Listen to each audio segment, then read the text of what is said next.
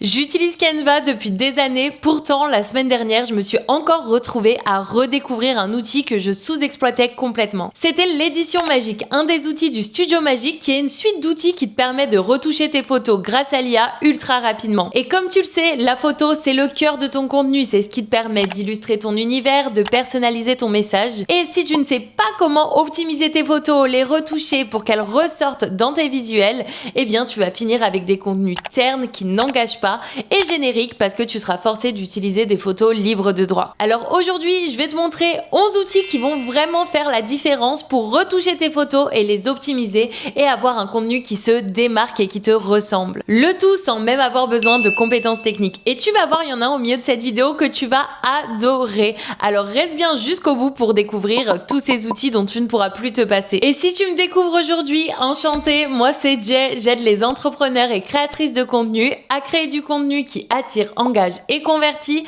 le tout ultra simplement et rapidement. Et des vidéos comme ça, j'en publie chaque semaine, alors n'oublie pas de t'abonner pour ne pas rater les prochaines astuces. C'est parti. Alors pour commencer cette vidéo, le premier outil dont j'avais envie de parler, c'est l'édition magique, ce fameux outil que j'ai moi-même redécouvert alors que j'utilise Canva vraiment quotidiennement. Donc je vais tout de suite t'expliquer à quoi il sert parce que je pense que c'est vraiment l'un des plus gros hacks qui existent et c'est l'IA qui nous permet de faire ça. Mais récemment, j'ai créé un design comme ça, une couverture de quelque chose qui sortira prochainement. Mais du coup, ça c'est une photo que moi j'ai prise et que là je trouve très bien, qui est la photo finale. Le petit hack, c'est que sur cette photo, j'ai utilisé l'édition magique pour mettre la photo, en fait, on va dire un peu plus comme moi je le souhaitais. Et du coup, si je te montre le avant, voici à quoi ressemblait la photo. Je sais pas si tu l'as remarqué, mais ce qui change effectivement, c'est la tasse qu'on va avoir juste ici. Ou pour le coup, je voulais réutiliser cette photo parce que c'est une photo où j'aimais bien un peu l'esthétique sombre, je savais que ça allait matcher. Par contre, ce gobelet, sachant que je prends toujours des lattés qui sont toujours beaux normalement, ce gobelet, j'étais en mode c'est pas possible, ça casse un petit peu l'esthétique de la photo. Et c'est là où j'ai un peu redécouvert l'outil édition magique et je me suis dit mais attends, est-ce qu'il n'y a pas un moyen justement de changer ça? Eh bien si. Et comme tu peux le voir sur la photo finale, on voit que là on a bien un verre transparent avec le latte, beaucoup mieux, tu vois, j'ai carrément effacé la serviette et c'est beaucoup plus esthétique, beaucoup mieux que ce qu'on a ici. Alors comment fonctionne l'édition magique? Déjà pour tous les outils qu'on va voir aujourd'hui, pour pouvoir les retrouver, c'est très simple. Il faut d'abord que tu sélectionnes ton image et quand tu as sélectionné une image, tu vas venir cliquer ici sur modifier et c'est ici que vont apparaître tous les outils qui te permettent de modifier une photo et les outils du Studio Magique, c'est ceux qu'on a ici juste au-dessus. Pour être sûr d'avoir accès à tous les outils, tu peux faire afficher tout et là ils apparaissent juste ici. Et c'est notamment là qu'on va retrouver dans la catégorie réinventer l'outil édition magique qu'on a juste ici. Et en fait cet outil il va nous permettre de transformer n'importe quel élément sur notre photo grâce à un simple prompt. Alors en fait ce qu'il faut faire c'est soit à l'aide du pinceau, soit à l'aide d'un clic, on va pouvoir sélectionner un élément de la photo. Là par exemple je peux sélectionner au clic parce que tu vois je sais que mon gobelet il va être facile à attraper. Donc là j'ai attrapé juste mon gobelet comme ça. Et là je vais pouvoir lui décrire ce que j'ai envie d'avoir sur ma photo. À savoir que regarde quand je fais trouver de l'inspiration, ça me propose tu vois des éléments comme ça, même toi ça peut t'aider. Mais sinon ici moi ce que j'avais fait c'est que je lui avais tout simplement demandé de remplacer cette tasse par un latte glacé. Donc tu vois là je pourrais lui dire remplace par une tasse à café beige pour faire un petit peu quelque chose de différent. Et là on laisse la magie opérer, normalement il va me placer une tasse. Alors à savoir comme d'habitude selon comment tu formules ton prompt, il se peut que parfois le premier résultat que tu obtiennes soit pas forcément le résultat le plus optimal ou le plus esthétique, donc tu vas pouvoir aussi affiner. Tu vois là par exemple je vais pas donner de détails sur la tasse, du coup il m'a juste mis un mug classique un peu blanc beige et du coup si ça me plaît pas je pourrais très bien resélectionner cette tasse de nouveau et ici rechanger encore une fois. Donc tu vois là par exemple j'ai changé la tasse pour lui dire de mettre un smoothie vert avec une paille dans un verre en verre et tu vois là ça m'a encore changé, donc je peux vraiment le changer à l'infini comme ça. Et ensuite quand tu fais la croix, ça y est tu vois ta photo a été modifiée et là j'ai même là pour le coup on n'a pas enlevé la serviette mais je pourrais réutiliser la photo. Donc ça c'est vraiment génial parce que comme je te le disais ça te permet de changer des petits éléments et de les ajuster comme tu veux. Maintenant, pour te montrer un second exemple, d'ailleurs tu vas le voir, mais ce que je voulais faire avec cette vidéo, c'est que je te les ai illustrés pour une fois qu'avec des exemples qui sont les miens. Souvent, j'essaie de vous trouver des exemples variés, mais pour cela, je me suis dit, quoi de mieux que vous montrer un petit peu mon utilisation quotidienne des outils du Studio Magique. Donc, je te montre vraiment, moi, comment je les ai utilisés dans des contextes réels. Comme ça, je me dis, ça va vraiment pouvoir vous inspirer et voir aussi comment moi, je m'en sers réellement. Pareil, toujours l'édition magique, tu vois, il y a cette photo. Je m'en suis servi sur cette photo. Alors là, tu peux peux te poser la question, ok, est-ce que c'est la couleur du mur, etc. Eh bien non, c'est tout simplement pour baisser mon bras. Parce que effectivement, pour une photo de profil, je me disais, on pouvait se dire, bah, qu'est-ce que je fais avec mon bras? En fait, je m'abritais du soleil. Donc, j'ai essayé l'édition magique et je lui ai dit de mettre mon bras le long du corps. Et en soi, ça change en rien mon visage ou le reste de mon corps pour le coup. Ça m'a juste baissé le bras. Donc, ça a été ultra pratique. Franchement, c'est bluffant le résultat. Donc, tu vois, c'est typiquement dans ce cas où ça va être utile cette fois d'utiliser le pinceau. Parce que là, si je fais le clic, ça va juste détecter, bah, moi, en fait, par rapport au mur. Alors que là, nous, si on veut sélectionner le bras, c'est là typiquement où on vient avec le pinceau, tu vois, délimiter la zone. Et là, moi, ce que j'avais fait, c'est que je lui avais dit, mets le bras le long du corps. D'ailleurs, tu vois, tu peux ajuster la taille de ton pinceau si tu veux être plus ou moins précis. Et tu peux faire une sorte de détection automatique. Donc, c'est-à-dire si t'es pas trop précis avec ton pinceau, comme je l'ai fait là, et qu'on coche ça, tu vois, là, on voit que ça m'a bien sélectionné uniquement le bras. Ça n'a pas dépassé comme moi, je l'avais fait avec mon pinceau. Donc, ça peut être bien, tu vois, après de le cocher comme ça. Et du coup, ici, après, je vais pouvoir écrire comme je l'ai fait, mets le bras le long du corps. Et c'est ce qui m'amène au résultat, en fait, qu'on a ici. Et enfin, pour terminer avec l'édition magique, là, on a surtout vu des éléments où on voulait changer quelque chose sur la photo qui était déjà là. Donc, changer un gobelet, changer la position. Mais on peut aussi ajouter des choses qui n'existent pas sur les photos. Donc, tu vois, par exemple, ici, on a une photo avec un fond uni. Ce que je pourrais faire, c'est que je pourrais très bien sélectionner cette photo, faire modifier, édition magique. Et là, avec le pinceau, je vais l'agrandir, venir sélectionner un petit peu le mur comme ça derrière moi, hop. Et je vais lui dire d'ajouter une fresque sur le mur derrière moi pour un petit peu le décorer. Donc là, je lui ai juste demandé de me faire une fresque colorée qui est peinte derrière moi et qui match un petit peu, pourquoi pas, un mood californien. Donc on va voir ce qu'il va me faire avec ça. Donc tu vois ici, ça m'a sorti ça. Je peux vraiment avoir un autre type de résultat avec la photo originale et là, la photo comme s'il y avait une décoration sur le mur derrière moi. Donc ce qui est génial avec cet outil, en fait, édition magique, c'est que tes photos deviennent modulables à l'infini et tu peux réutiliser des photos que tu as peut-être déjà utilisées dans le passé, mais les remoduler pour avoir, eh bien, justement quelque chose de différent dans les couleurs, dans le style, etc. À savoir que là, je suis restée sur des choses vraiment utiles, mais en soi, là, je pourrais très bien utiliser le pinceau pour me faire blonde. Enfin, tu peux vraiment faire des changements comme ça aussi. Je pourrais m'ajouter un collier, un bracelet, changer de chaussures. Enfin, tu peux vraiment faire plein de choses différentes avec l'édition magique. Donc, n'hésite pas toi aussi à t'amuser et à regarder ce qui fonctionne ou pas et à réajuster tes prompts parce que parfois, juste de refaire ta phrase une deuxième fois, la formuler différemment, t'arriveras vraiment au résultat que tu veux. Donc là, t'as vu plusieurs situations pour lesquelles tu peux t'en servir et je trouve que ça transforme encore une fois vraiment tes photos. Ça te permet de les réutiliser, de les réajuster vraiment pour qu'elles matchent parfaitement le contenu que tu es en train d'illustrer. Donc c'est pour ça que je l'adore. Alors juste, j'ajouterais parce que tu l'as peut-être vu ici, l'outil édition magique, il a la couronne. Donc ça veut dire qu'il faut la version pro de Canva pour l'utiliser. Et d'ailleurs, il y a plusieurs outils qu'on va voir aujourd'hui dans cette vidéo pour lesquels il faudra la couronne. Tu vois, certains s'affichent avec la couronne ici. Donc tout cela, il faut la version pro. Donc si jamais tu ne l'as pas et que t'aimerais l'essayer pendant 30 jours gratuitement au lieu de seulement 14, eh bien c'est possible grâce à mon lien qui se trouve en description. Comme ça, tu pourras vraiment tester tout ce qu'on voit ensemble aujourd'hui. Le deuxième outil qui va vraiment être génial, c'est le fait d'améliorer tes images. Ça s'est sûrement arrivé de vouloir utiliser une image, mais quand tu l'agrandis ou même pour l'utiliser à taille réelle, eh bien elle va être floue ou de mauvaise qualité, ce qui fait que, eh bien, soit tu ne peux pas l'utiliser, soit ça va vraiment ternir le rendu de ton contenu et puis ça va le rendre en fait moins quali ton contenu, tout simplement parce que la photo que tu auras mis à l'intérieur sera floue. Alors pour ça, il existait avant une application dans Canva qui s'appelait Image Upscaler, dont je parlais très souvent si tu as l'habitude de me suivre sur cette chaîne. Eh bien, elle a été aujourd'hui remplacée par un outil qui appartient directement à Canva et qui te permet d'améliorer l'image. Donc moi, je m'en sers tout le temps. Dès que j'estime que la photo est un petit peu floue, j'améliore l'image. Alors des fois, ça améliore de façon pas ultra optimale. Je pense que l'outil pourrait être amélioré. Je trouve que l'app qui existait avant, pour le coup, elle était plus efficace parce qu'on pouvait vraiment choisir à combien on voulait augmenter la résolution, x2, x4, x8. Et du coup, ça permettait, je trouve, d'obtenir un résultat qui était encore mieux. Donc j'espère que ça sera amélioré. Mais tu vois, par exemple, pour mes photos LinkedIn, pour mes posts LinkedIn, j'utilise souvent des photos, selfies, ce genre de choses. Et là, on voit que c'est encore légèrement flou, mais la photo de base était beaucoup plus floue. Là, si je viens ici et que je zoome dans cette photo, donc je vais sortir d'ici, hop, on voit, c'est pas net, on voit que c'est très pixelisé là, on le voit même là au niveau du bras. Donc, ce que j'ai fait pour avoir un bon rendu, c'est que j'ai tout simplement sélectionné ma photo, j'ai fait modifier et là, je clique sur améliorer l'image. Donc là, on laisse charger et pour le coup, tu vois, même si si t'as l'outil ici, tu peux rien faire. Une fois que tu cliques dedans, tu peux pas réajuster ni rien par contre. Donc tu vois, une fois que t'as cliqué sur améliorer l'image, là ça s'est appliqué. Donc là on s'en rend peut-être pas forcément compte, mais vu qu'après moi je l'utilise sur mes posts, tu sais que j'efface l'arrière-plan et que je l'agrandis vachement,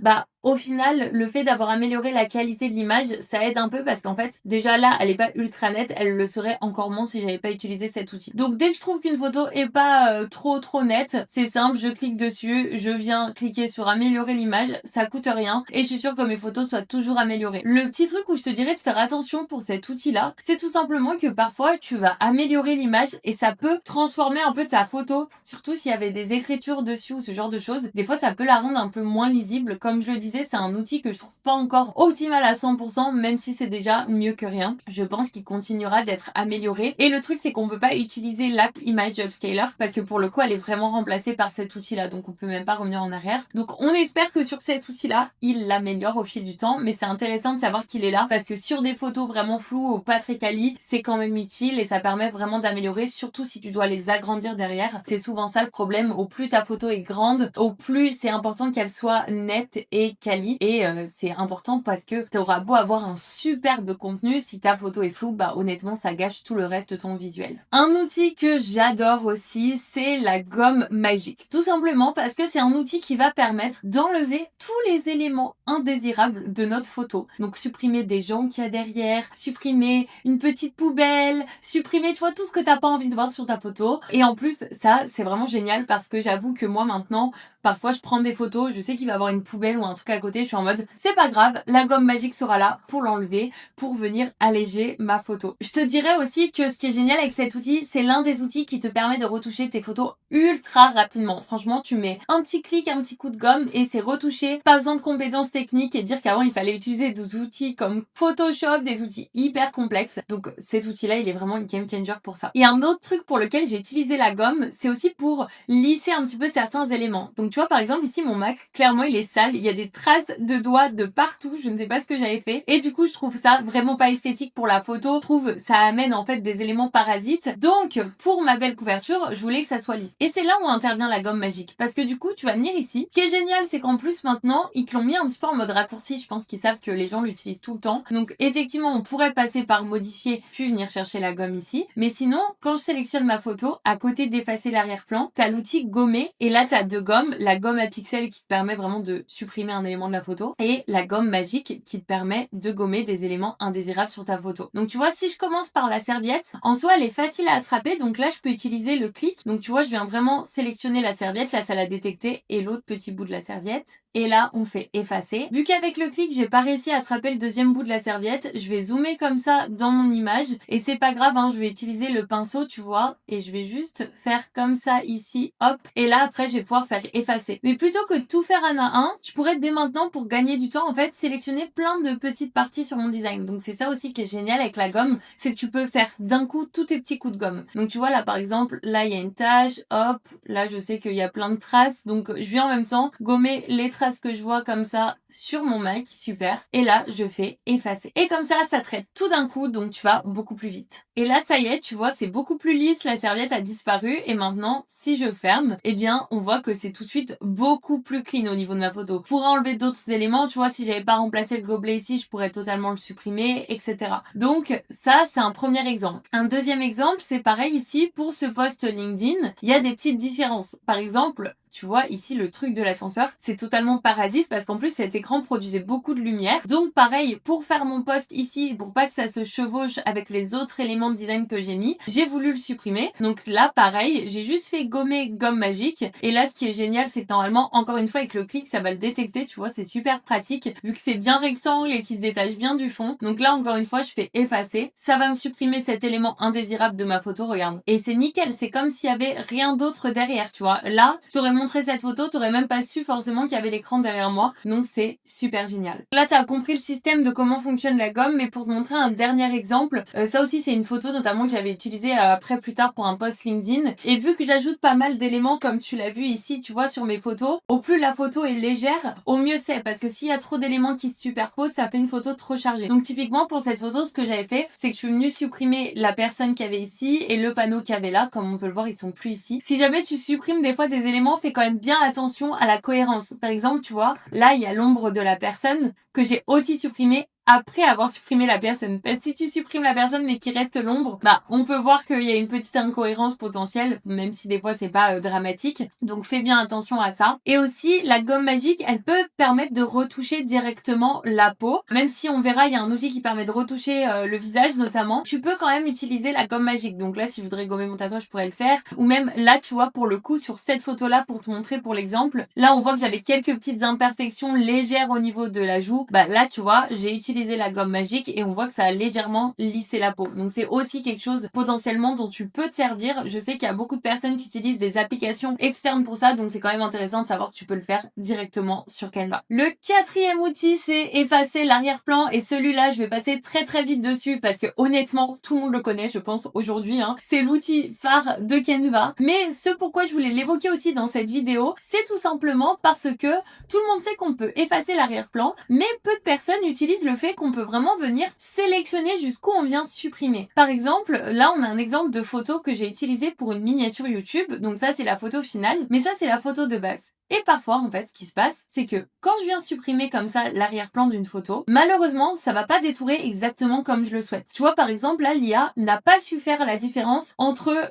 moi et la chaise. Enfin, techniquement, elle m'a pas séparé. Sauf que comme tu le vois, moi, sur ma miniature, je ne veux pas que la chaise apparaisse. Donc, une fois que tu as supprimé l'arrière-plan, tu vas pouvoir venir corriger ça. Et pour ça, en fait, tu vas juste recliquer une deuxième fois sur l'outil. Et là, ça t'ouvre ce panneau qui va te permettre de vraiment modifier. Donc, tu vois, là, pour le coup, je sélectionne effacer. Je sélectionne la taille de mon pinceau, donc même si c'est un peu chiant parfois parce qu'il faut être précis, surtout sur l'ordi avec une souris, c'est pas forcément évident, mais je vais pouvoir ici en fait, tu vois, vraiment réajuster pour avoir en fait que moi qui est détouré. Donc là, au début, je peux le faire très grossièrement comme ça, et quand je vois que j'ai besoin d'un petit peu plus de précision, je vais venir zoomer comme ça ici, et là, je vais pouvoir même réduire pourquoi pas la taille de mon pinceau, et tu vois, vraiment venir détourer comme ça jusqu'à arriver à la photo finale. Ce qui est intéressant aussi de savoir, c'est, admettons, t'es en train de supprimer comme ça le contour, et là, sans faire exprès, bam, je supprime un bout de ma main. Problématique. Eh bien, pas de panique, parce que déjà, soit je peux faire la petite flèche pour annuler, et là, ça annule ma dernière action. Soit si ce que je peux faire, admettons que sans faire exprès, j'ai mis un coup de gomme, mais que je m'en suis pas rendu compte tout de suite. Du coup, ça serait trop de revenir en arrière, tu vois, trop de fois. Eh bien, tu peux cliquer ici sur restaurer, ou même parfois, l'IA se trompe et elle t'enlève des éléments que tu voulais sur la photo détourée. Donc à ce moment-là, tu fais restaurer, et là, avec ton pinceau, tu viens resélectionner la zone, et là, je fais effacer pour effacer comme ça le noir ici. Et c'est super pratique. Bon, là, je l'ai fait grossièrement juste pour l'exemple, mais on voit que quand ça va charger, il va rester à peine du noir. Tu vois, il reste à peine là au niveau de la main et du bras, et du coup là ma photo est détourée exactement comme je le souhaite pour que je puisse l'utiliser dans ce contexte-là, par exemple de miniature. Donc c'est quand même intéressant de savoir, quand tu cliques une deuxième fois, tu peux venir ajuster comme ça ta photo. Le cinquième outil qui va te permettre de réutiliser tes photos, les recycler et qu'elles matchent toujours ton univers ou le contexte dans lequel tu veux les intégrer, c'est l'outil générer l'arrière-plan, qui est peu exploité quand même encore, je trouve, donc qui est vraiment intéressant, et tu vas voir, je suis sûre que tu vas l'adopter direct. Donc si je te montre encore une fois un exemple, par exemple cette photo qu'on a ici, clairement je l'ai utilisée pour un post LinkedIn, encore une fois, clairement la photo n'a pas du tout été prise sur ce fond, c'est un fond qui a été généré, mais du coup ici j'ai un très beau rendu, tu vois, qui vraiment pop, et tout simplement ça c'était la vraie photo de base. Donc tu vois, avec générer l'arrière-plan, j'ai pu me mettre dans un super décor. Et ça, je l'ai fait avec plein de photos. Tu vois, même ici, on a un autre exemple avec la photo originale, le décor un peu salon, et puis derrière, ici, le post final. Pourquoi c'est intéressant? Parce que même si là, pour le coup, tu pourrais te dire, ouais, ça se voit au niveau de sa jambe, par exemple, que c'était pas le vrai décor dans lequel elle était. Peu importe, puisque moi, je sais que dans mon résultat final, comme ça a été le cas ici, j'ai mis la photo un peu plus zoomée. Tu vois, ça me coupe plus au milieu de la jambe, donc ça est plus naturel. Et la photo est un petit peu en flou. Donc c'est juste pour changer un petit peu de décor, parce que ce décor-là était trop fade. Et donc du coup, ça me permet d'utiliser ma photo. Et demain, je pourrais réutiliser cette même photo en générant un autre décor, et sûrement qu'on remarquerait pas vraiment, parce que le texte serait différent, le décor serait différent, alors que j'aurais réutilisé la même photo. Donc ça peut vraiment t'aider, surtout quand t'as pas beaucoup de choix de photos, que t'es un petit peu limité, à toujours, encore une fois, avoir des photos qui matchent le contexte. Donc voilà les exemples dans lesquels moi je me sers de générer l'arrière-plan, mais j'aimerais te donner un autre exemple qui pour le coup, celui-là c'est pas le mien mais je le trouve vraiment intéressant. Je sais que j'ai des membres de ma formation, notamment Canva, qui utilisent cet outil dans ce contexte-là et je trouvais ça vraiment intéressant de vous le partager. Et c'est par exemple pour les cake designers. Les cake designers, elles créent toujours de beaux gâteaux avec des thématiques différentes, mais c'est vrai que parfois, chez soi, on n'a pas vraiment un endroit où c'est blanc pour prendre une photo, c'est un petit peu le désordre, enfin c'est pas pratique. Et justement, j'avais une élève qui l'utilisait, je trouve super bien pour son métier. C'est que, là je vais dupliquer la photo pour qu'on ait l'avant-après. Elle prenait ses gâteaux en photo et ce qu'elle faisait, c'est que elle venait utiliser ici l'outil générer l'arrière-plan qu'on a juste ici et elle allait mettre une description qui match l'univers du gâteau pour vraiment le mettre en scène et je trouvais ça super sympa. Donc tu vois ici, vu qu'on est sur un thème de gâteau princesse, je pourrais mettre une petite description dans ce style. Donc tu vois là par exemple, je lui ai dit de me créer un décor féerique avec des roses au premier plan et une sorte de château de princesse au fond en flou d'arrière-plan. Et voilà ce qui m'a généré. Donc j'ai bien mes roses en premier plan, le château au loin, il y a deux châteaux au loin. Et donc du coup là je vais pouvoir choisir la photo que je préfère. Et ensuite ce qui est vraiment intéressant aussi avec cette fonctionnalité, avant de quitter, clique bien sur le petit soleil parce que ça va permettre d'adapter ton sujet au décor. Donc tu vois, je vais pouvoir rééquilibrer l'éclairage notamment du gâteau pour qu'il matche plus avec mon décor. Donc tu vois, entre aucun déjà et rééquilibrage, on voit la différence en termes de reflets, etc. Et ensuite, éclairage maximum où là le but c'est qu'ils adaptent vraiment à la scène. Moi là pour le coup je vais mettre maximum, je trouve que ça passe bien. À savoir, t'as 4 propositions à chaque fois et si ça te plaît pas, tu peux générer à nouveau. Soit générer à nouveau à partir du même prompt, soit si tu te rends compte que ton prompt il t'amène pas au résultat que tu veux, tu peux faire des modifications et générer à nouveau. Donc là je vais faire par exemple terminer et donc du coup là j'ai mon gâteau qui est mis dans un super beau contexte. Et ce que je pourrais faire après c'est ajuster ma photo, retoucher un petit peu pourquoi pas la couleur, ce genre de choses pour que ça matche encore plus et que ça ressorte encore plus. Et tu vois là ce qui est génial, c'est que vraiment elle a un contenu qui va être ultra personnalisé, qui se démarque, qui lui ressemble et qui ne ressemble pas forcément aux autres cake designers. En soi, on aurait pu mettre aussi un fond beaucoup plus simple, tu vois, de cuisine, juste pour pas avoir un mur blanc et mettre tous les gâteaux à chaque fois sur des fonds, on va dire, de cuisine un petit peu unis pour les mettre en valeur en ayant un fond un peu plus esthétique. Mais ça peut être une idée qui te permet d'aller au-delà et de te démarquer et d'avoir un contenu très personnalisé. Donc je pense qu'entre celui-là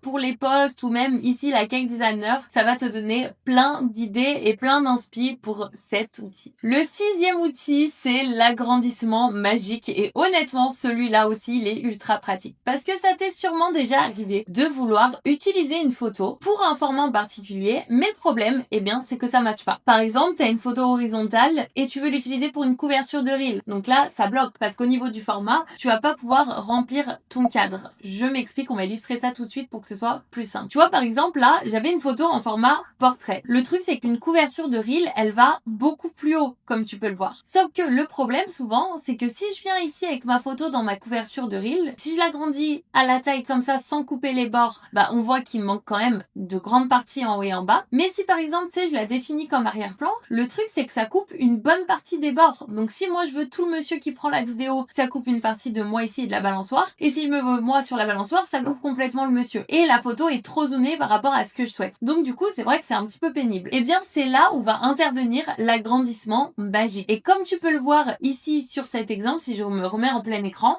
j'ai tout simplement agrandi la photo pour que ça matche la taille de la couverture. Et ça, en fait, c'est grâce à l'IA. L'IA génère tout simplement, en fait, ce qui manque, les parties manquantes de ta photo. Alors attention, parce que selon le type de photo où tu veux générer la suite, ça se peut des fois qu'il y ait des bugs, surtout si t'as un fond ou un arrière-plan qui est très complexe, l'IA va avoir du mal à le continuer, mais c'est quand même un outil qui s'avère être ultra pratique. Donc tu vois, si ici j'agrandis ma photo comme ceci et que je la positionne vraiment au centre pour que ça élargisse en haut et en bas, je fais modifier et là je vais venir choisir l'agrandissement magique qui est aussi ici dans réinventer et je viens sélectionner page entière pour le coup, parce qu'ici je veux faire en haut et en bas et je veux que ça fasse toute ma page et je fais développer. Donc ça c'est vraiment génial parce que pareil, t'as plus forcément à te soucier d'une photo mal cadrée, tu sais que tu pourras la réutiliser, qu'elle est pas bonne à jeter et d'ailleurs c'est le but de tous les outils qu'on voit ensemble aujourd'hui, c'est de pouvoir réutiliser tes photos même s'il y a des choses qui manquent, des choses que tu aurais aimé enlever, des choses que tu aimerais modifier. Grâce à tous ces outils combinés, tu vas pouvoir faire vraiment de la magie. Donc tu vois encore une fois ici, on a 4 propositions. Donc comme je te le disais, parfois elle a du mal à générer certaines choses. Tu vois par exemple ici dans le ciel, on sait pas trop ce qui s'est passé. Là, c'est ok. là il y a un petit bug, et celle-ci c'est la moins pire parce qu'on pourrait croire qu'il y a un bâtiment ici. Et si ça me plaît pas, je peux faire générer de nouveaux résultats, mais sinon je fais terminer. Et ce qui est génial, c'est que si le truc bleu là, il est bizarre, oublie pas qu'il y a des outils qu'on a déjà vu ensemble. Donc du coup, tu vois, je pourrais très bien venir ici, utiliser la gomme magique, passer un coup sur ce truc bleu un petit peu bizarre là, effacer, et ça va être déjà beaucoup moins bizarre. Au niveau du sol, c'était assez simple à étendre et à comprendre pour l'IA. Donc du coup, on n'a pas de choses bizarres. Donc ça, c'est parfait. Et tu vois là, on dirait que c'est le bâtiment qui est comme ça. On réagit pas, tu vois. Surtout si ensuite après tu retravailles ta couverture avec un petit fondu, du texte, etc. On n'y prêtera pas attention. Sachant que dans ton feed, le haut et le bas, ils vont pas apparaître. Enfin, dans le feed classique. Dans le feed du reel, on verra toute la couverture, mais pas dans les autres. Et en petit, bah, ce bout de bâtiment, il choquera même pas. Donc pour le coup, ici, c'est ultra pratique, hein. Tout dépend aussi de comment tu utilises ta photo derrière. Mais ici, on sait que ça ne sera absolument pas dérangeant. Donc c'est super pratique comme outil. Autre chose, toujours pour agrandir l'image, ce qui va être génial, c'est que là, on avait mis toute la page, mais tu peux choisir également où tu veux agrandir ton image selon comment tu la positionnes. Donc admettons ici, j'ai un peu un format de slide et je voudrais mettre du texte sur le côté, mais j'aurais aimé que le texte passe par-dessus l'image. Problème, encore une fois, cette image, c'est une image portrait. C'est-à-dire que si ici, je viens prendre les curseurs, ça zoome complètement dans l'image et moi, c'est pas ce que je veux. Donc ici, pareil, on pourrait faire modifier, agrandissement, et là, je peux soit mettre effectivement page entière, mais ça va même générer en haut et c'est pas nécessaire. Donc du coup, soit ce que je peux faire, c'est faire libre, et là, c'est vraiment moi qui viens choisir jusqu'où j'agrandis mon image. Donc tu pourrais l'agrandir, tu vois, beaucoup plus loin que la slide, juste la slide, ou je pourrais même l'agrandir, tu vois, jusqu'à ici et laisser une toute petite bande si je le souhaite. Et là, si je fais développer, ça va me débloquer du coup que la partie droite. Parce que tu vois, ma photo ici, je l'avais pas placée au centre. Donc ça va pas me la positionner comme ça et ajouter des deux côtés, mais ça va me l'ajouter uniquement du côté où j'ai demandé. Et là, du coup, on voit que ça m'a bien agrandi ma photo. Tu vois, on voit ici, j'ai plusieurs propositions. Bon, des fois, elle fait un peu des trucs lunaires. Où là, elle a décidé de nous ajouter une colonne en pierre, personne ne sait pourquoi. Et là, pour le coup, les îles, c'est déjà plus cohérent, tu vois, d'avoir rajouté les îles comme ça en pierre. Donc à moi de choisir celle que je préfère. Tu vois, je pourrais même rajouter carrément un décor si je choisis celle-là pour le coup. Et là, ça y est, ça m'a ajouté ma photo et j'ai une photo que je vais pouvoir utiliser en paysage, chose que je ne pouvais pas faire avant. Donc encore une fois,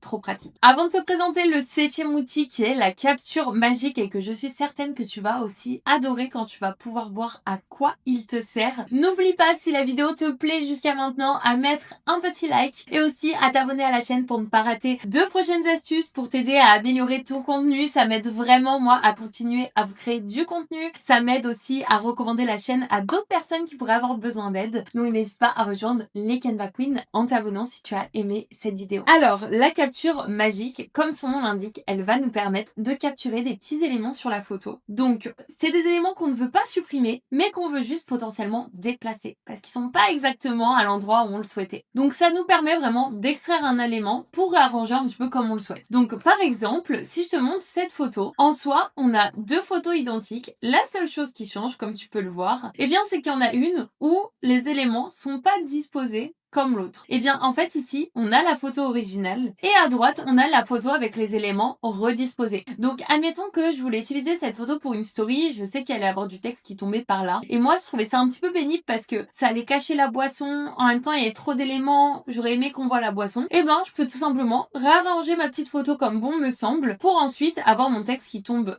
par exemple ici et ici sans problème. Donc tu vois en plus franchement c'est hyper réaliste encore une fois et ultra pratique. Alors je vais tout de suite te montrer. Donc ça c'est la photo originale. On va faire modifier et là afficher tout encore une fois, et la capture magique elle se trouve ici dans sélectionner des éléments. Donc tu peux aussi capturer du texte, tu vois, comme on peut le voir, nous c'est vraiment des éléments, donc on va rester ici. Comme d'habitude dans la capture magique, tu peux faire des sélections rapides, le premier plan, le pinceau ou au clic. Donc moi ici je vais le faire au clic, donc je vais sélectionner d'abord ma boisson. Ce que je te recommande par contre quand tu utilises la capture magique, c'est que si tu veux déplacer tes éléments un à un et qu'ils soient vraiment indépendants les uns des autres, t'es obligé de le faire un à un. Tu vois, autant la gomme magique on pouvait sélectionner tout en même temps. Si tu fais ça pour la capture magique, si j'avais sélectionné par exemple les lunettes en même temps, bah à chaque fois que j'aurais bougé le gobelet, les lunettes auraient été associées au même groupe et on n'aurait pas pu les dégrouper. Donc c'est pas pratique. Donc c'est pour ça que moi je viens vraiment les faire un à un parce que tu vois du coup maintenant mon gobelet, je peux le déplacer comme je veux. Donc ce que je vais faire ici, c'est que je vais sélectionner ma photo et je vais revenir sélectionner la capture magique pour venir sélectionner tous les éléments que je vais vouloir déplacer. Et là ça y est, on voit que sur ma photo, tu vois, je peux sélectionner mes différents éléments et les déplacer un petit peu comme ça. Et du coup, c'est notamment ici où je vais pouvoir, tu vois, j'ai sélectionné mon ordi aussi pour pouvoir justement faire passer des éléments derrière. Donc je pourrais réduire un petit peu ce flyer si je veux le laisser, le mettre un petit peu comme ça ici. Ma boisson, j'aimerais la faire passer un petit peu derrière l'ordinateur, mais en termes de proportion, je vais la réduire parce que ça faisait un petit peu bizarre. Le flyer, je vais venir le sélectionner. Donc pour ça, je reste appuyé, garde sur la touche commande dans mon clavier. Et plus je clique, plus je peux aller choper une couche inférieure. Donc comme ça, je peux vraiment mettre mon petit flyer comme je le souhaite. Ce que je viens de montrer avec la touche commande, hein, c'est un des nombreux raccourcis clavier Canva qui me permet de me faciliter la vie comme tu as pu le voir ici. Donc d'ailleurs, si tu veux toi aussi faciliter ta création de contenu, gagner du temps, fluidifier tout ça, j'ai réuni 46 raccourcis Canva dans un guide gratuit que tu peux télécharger dans le lien qui se trouve en description pour que à ton tour, eh bien, ce soit super facile comme ça, tu vois, de réajuster tes éléments. Et là, si finalement je me rends compte que les lunettes, je sais pas trop où les mettre, bah tu sais quoi, je vais juste les supprimer et là, j'ai pu réajuster ma photo comme je le souhaite. Parfois aussi, ce qui peut se passer, c'est que quand tu captures des éléments, derrière, ça fasse un petit peu un truc bizarre. Donc là, si je t'avais montré cette photo, ça t'aurait peut-être pas choqué, mais tu vois, par exemple, la table est vachement noire ici. C'est juste l'IA qui a détaché l'élément, qui a essayé de remplacer derrière. Donc ce que tu peux faire, c'est pas hésiter à combiner par exemple avec l'outil gomme magique, où là, tu viens remettre un petit coup sur la table pour qu'elle soit plus naturelle, pourquoi pas. Et donc du coup, comme ça, en combinant en fait après, à terme, tous les petits éléments comme ça du studio magique, et ben t'arrives à des super résultats en termes de photos. Et là, effectivement, je vais pouvoir faire tomber mon texte comme je te le disais, et on a un superbe avant-après. Là, je te le montre pour ce contexte-là. Je l'ai déjà utilisé aussi pour mes miniatures, par exemple, où je voulais juste moi me détacher du fond, mais je voulais garder le fond. Donc c'est pour ça que j'utilisais pas, par exemple, effacer l'arrière-plan, qui aurait juste supprimé le fond. Donc parfois, je m'en sers pour ça. Parfois aussi, tu peux t'en servir pour de la déco. Peu importe si c'est ton métier, si tu travailles dans l'événementiel, dans les mariages, dans la décoration d'intérieur, que tu veux faire des simulations. Bah même moi, pour un peu gérer l'intérieur dans ma propre maison, je m'en suis déjà servi. Parce que du coup, tu vois, je peux vraiment moduler des éléments. Je peux essayer de mettre un Oculus, pourquoi pas si je vire lui. Je peux faire passer un tableau là-dessous, vraiment les éléments parce que j'ai capturé chacun des éléments. Donc ça peut être aussi ultra pratique, plein de contextes différents. Le 8e outil qui est beaucoup plus simple pour le coup, mais qui est utile et que parfois on sait juste pas où il se trouve alors que c'est hyper intéressant parce que tu vas souvent t'en servir pour des effets d'image, c'est tout simplement le flou d'image. Et pour mettre un effet de flou, bah ça se trouve aussi dans le studio magique. Le flou, c'est pratique pour plein de choses. Ça peut être pratique pour faire un flou d'arrière-plan, pour juste avoir un fond, tu vois, un petit peu texturé, mais tu veux pas qu'il soit trop présent, donc tu vas le mettre du flou. Comme je l'ai fait sur ces 2 posts LinkedIn, hein, on a clairement un flou d'arrière-plan. Ou bien ça va être intéressant pour flouter certaines parties que tu ne veux pas. Donc par exemple sur des screenshots de témoignages, sur des screenshots où des fois on voit des noms apparaître aussi pour flouter une plaque d'immatriculation, etc. Eh bien tu vas pouvoir flouter certaines parties de la photo, comme on le voit ici où ça a été flouté sur les personnes qui suivent ce compte-là, parce qu'on voulait pas que ça apparaisse par exemple. Donc pour faire un flou, c'est super facile. Tu vas prendre ton image, tu vas faire modifier, afficher tout encore une fois, et c'est tout simplement ici que se trouve le flou. Et ce qui est intéressant, comme tu viens de le voir sur les exemples, c'est que du coup je peux soit flouter toute mon image. Donc ici, je peux même régler l'intensité. Donc tu vois là, on a quelque chose de totalement flou et là, je peux faire plus ou moins. Donc ça, c'est vraiment intéressant même quand tu veux faire, je sais pas, des teasings ou ce genre de choses. Donc là, si je ferme, effectivement, j'ai un flou qui a été mis sur toute ma photo. Et au contraire, je peux aussi, si je sélectionne le pinceau, ajouter un effet de flou uniquement sur une zone. Donc tu vois, je peux sélectionner mon pinceau, la taille. Admettons que je veux flouter juste ce qu'il y a sur mon écran. Je pourrais venir sélectionner comme ça, tu vois, l'intérieur de l'écran avec mon pinceau. Et là, on voit qu'il a été flouté. Et là, du coup, je vais pouvoir réduire l'intensité. Donc là, tu vois, il n'y a rien qui change, mais si je me mets peu élevé et que je referme, tu vois, on voit que ça va changer l'intensité du flou. Là, si je fais modifier,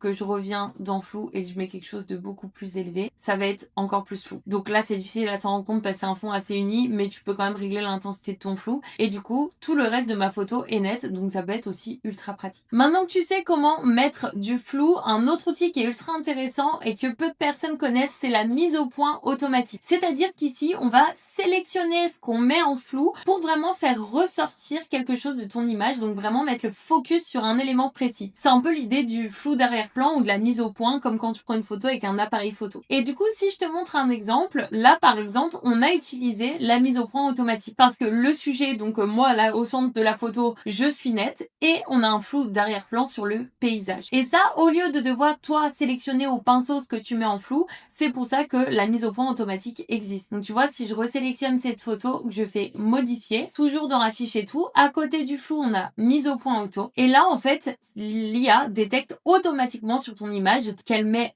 au centre, donc en focus, et ce qu'elle met en flou. Donc tu vois là, c'est parfaitement détecté, et moi je vais pouvoir avec la jauge ici réduire le flou d'arrière-plan ou au contraire mettre un gros flou d'arrière-plan. Donc tu vois, ça crée des petits effets de style aussi pour tes photos, peu importe si tu vas vouloir mettre du texte derrière ou non, ou faire ressortir des éléments. Des fois, juste pour un effet de style un petit peu comme font les appareils photo, ça peut être sympa. À savoir que il se peut que parfois, selon ta photo, l'IA détecte mal le point de focus. Donc, en fait, ici, la position de mise au point, tu vois, tout ce qui est en violet, c'est ce qui va rester net. On le voit ici. Mais si je change la position de mise au point, donc tu vois, je le mets sur le fond ici, c'est moi qui vais être flou et le reste qui va être net. Donc, tu peux changer comme ça le point de focus aussi avec cette jauge-là. Le 10e outil, c'est un outil de retouche du visage, mais attention, hein, c'est vraiment juste quelque chose de très léger qui te permet, on va dire, de flouter un petit peu les imperfections, de lisser la peau, mais c'est pas quelque chose d'aussi poussé au niveau de la retouche comme tu pourrais avoir sur des apps spécialisées comme même CapCut, Facetune, etc.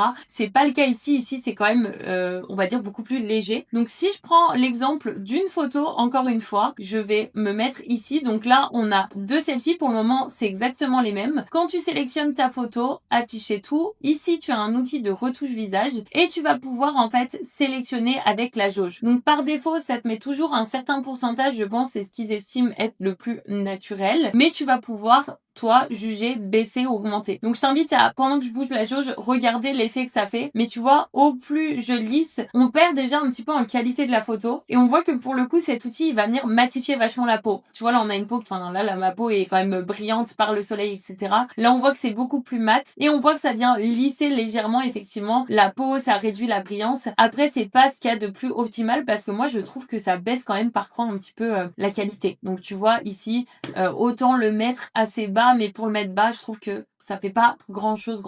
Donc personnellement, à voir hein, selon le type de photo, mais c'est pas celui que j'utilise le plus souvent, mais c'est quand même intéressant de savoir qu'il est là et qu'il existe. Et enfin, le dernier outil qui est ultra important selon moi, c'est le fait d'ajuster la colorimétrie. Alors tu auras peut-être moins un effet waouh que par exemple générer l'arrière-plan ou l'édition magique, mais pourtant c'est ce qui fait tout sur une photo. Tu peux avoir une photo extrêmement simple qui paraît pas waouh et qui va vraiment stand out, qui va ressortir tout simplement parce que tu auras joué un petit peu avec la lumière, avec les couleurs de l'arrière-plan, et tout ça tu peux le faire directement dans Canva. T'as pas besoin forcément de faire passer ta photo dans une app externe avant, tu peux tout le faire directement quand tu es en train de créer ton contenu. Donc là pareil, je vais te montrer un exemple d'une photo. Donc là on a une photo où qui est esthétique en termes de colorimétrie, qui ressort vachement bien. Pourquoi? Parce que justement je suis venue jouer avec les paramètres. Et là quand je mets le avant, on voit que la photo était déjà belle, mais on a une photo beaucoup plus bleutée, beaucoup plus terne, tu vois, qui va vraiment moins ressortir sur un contenu qu'ici. Pourtant, il y a quasiment rien qu'à changer sur la photo. Je suis vraiment venue juste jouer avec les couleurs, etc.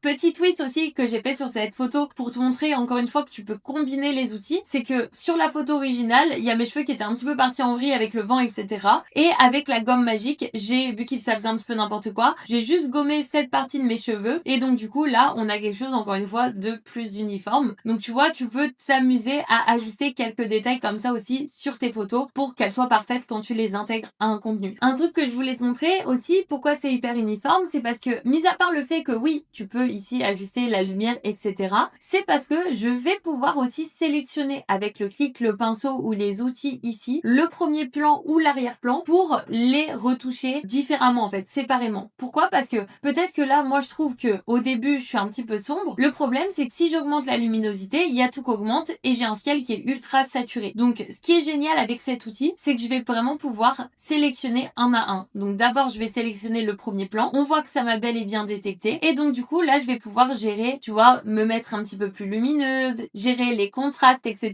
Donc, toujours de manière légère. Moi, ce que je te recommande quand tu retouches tes photos de façon au niveau de la lumière, etc., c'est jamais aller dans l'extrême. Le but, c'est de faire ressortir la beauté naturelle de la photo et pas de la dénaturer selon moi. Donc, tu vois, ça peut faire tout de suite très bizarre si tu vas au maximum. Donc le but à chaque fois, c'est de jouer un petit peu avec tes jauges, voir d'abord ce que ça donne et ensuite ajuster. Et une fois que c'est fait, que tu as mis un petit peu de brillance aussi pour donner vie, et bien là maintenant, je vais pouvoir venir sélectionner l'arrière-plan. Et là, pourquoi pas mettre un petit peu plus de saturation dans le ciel, baisser un petit peu l'exposition si moi je veux ressortir davantage. Donc tu vois, je pourrais faire un peu une luminosité sunset en tirant ici sur les roses, sur les jaunes, mettre un petit peu d'ombre. Et c'est ce qui fait que tu arrives encore une fois à une photo uniforme. Et ce qui est vraiment intéressant, c'est que comme tu l'as vu, je peux faire les retouches manuellement. Mais ce que je pourrais aussi faire, je vais réinitialiser les ajustements pour que tu puisses voir, c'est faire une retouche automatique. Donc c'est pas toujours optimal, moi je redonne toujours un petit coup de manuel, mais ça peut t'aider à avoir quand même un bon début. Donc quand tu sélectionnes ton image, ici tu as le bouton ajuster automatiquement et là tout de suite ça a ajusté aussi bien l'arrière-plan que le premier plan. Tu peux jouer avec l'intensité, donc là tu vois on voit que ça réduit plus ou moins les couleurs. Là franchement c'est pas mal, donc je pourrais laisser comme ça, mais si jamais après, encore une fois, toi tu peux toujours venir rejouer un petit peu avec les jauges, même si tu as mis un coup d'automatique, pour que ça ressemble encore plus à ce que tu voulais. Et encore une fois, là tu auras une superbe photo pour illustrer ton contenu qui va vraiment en fait ressortir. Donc là aujourd'hui je t'ai montré vraiment les outils les plus importants, ceux qui sont essentiels, ceux que j'utilise le plus pour optimiser, retoucher mes photos et que ça matche mon univers, que ça matche mes contenus. Mais il y en a quelques-uns d'autres qui existent comme CapText, Calque Magique. D'ailleurs, Calque Magique, il peut te permettre de capturer, tu sais quand on parlait de la capture magique tout à l'heure, où je capturais mes éléments un à un, c'est un peu plus chronophage, tu vois, surtout si tu as beaucoup d'éléments sur ta photo. Pourquoi pas dans ce genre de contexte, utiliser Calque Magique qui pour le coup va tout te séparer d'un coup. Donc pour le coup, il va vraiment tout séparer. On pourrait sûrement attraper même les chaises qu'il y a en fond. Donc c'est intéressant de savoir qu'il existe, que tu peux l'utiliser. D'ailleurs, si tu veux savoir vraiment comment il fonctionne, j'ai fait une vidéo dédiée sur le sujet vu que ça faisait partie d'une des nouveautés phares de Canva. Donc je t'invite à aller la voir juste après si c'est pas le cas. Et B, on a couvert vraiment la grande partie de se permettre de retoucher tes photos, de les optimiser. Et donc grâce à ça, quand tu connais tous ces outils, que tu les utilises et surtout que tu les combines, c'est là où tu vas réussir à arriver à de superbes résultats et à avoir toujours, peu importe la banque de photos que tu as, les photos que tu as à disposition, et bien pouvoir les utiliser plutôt que utiliser des photos libres de droit génériques. Alors ça y est, maintenant tu connais tous les outils qui vont te permettre, comme je te le disais, d'optimiser, de retoucher tes photos et aussi de pouvoir les recycler, les réutiliser en changeant pourquoi pas l'arrière-plan, un petit élément, etc. Donc une fois que tu sais que tu as ces outils à disposition et que tu les utilises, tu vas voir, ça va vraiment tout changer pour tes contenus. Perso, je m'en sers chaque jour. À chaque fois que j'ouvre Canva, j'utilise les outils du Studio Magique. Je pense que c'est mes outils préférés parce que ça a vraiment rendu en fait la retouche photo ultra simple, ultra accessible. Donc maintenant, c'est à toi d'aller t'amuser avec tout ça.